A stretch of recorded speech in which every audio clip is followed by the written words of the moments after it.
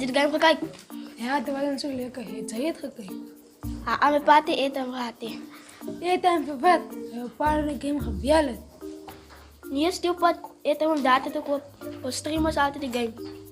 Oh, oké. Nee, ik maar hebben die pap aan kijken. Huh? Bij die pap? Ja, millipap. Een oerkanus. Daar is het bijna. Ik heb nog net zo wat zoiets bij die pap. Nee man, ik hou van millipap.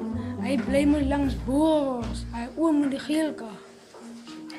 Yo, dit is een snaakse bijnaam. Millipap blijft langzaam boerenbos. Daar is aan die kant. Aan die andere kant blijft een sausmus. Om tomatie blijft me ze mee aan. Zo zij zei hij bieren samen zo lekker combo maken, joh. Millipap, boerenbos met een lekker saus. Ik niet, maar. Die is mijn plakkaat. Wat denk je daarvan? Yo, dat lijkt nogal cool. Yo, kijk hij plakkaat. Van mij lijkt het smaak. Baie dankie S1, jy kan maar gaan sit. Eswan, hoe is het dan niet? Kom eens bij ons.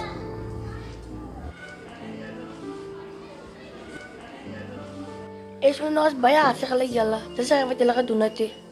Sy breek nog ek kwaai gelyk ja. Ek weet toe kom maar gelyk hy nie.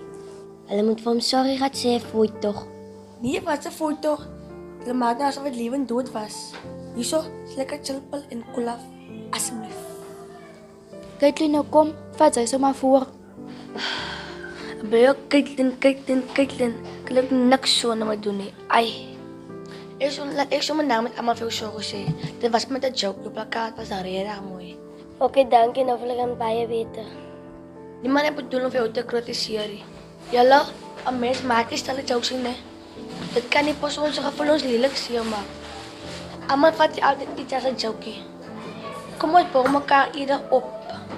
As doen daar 24 buite even op president raas, julle beter.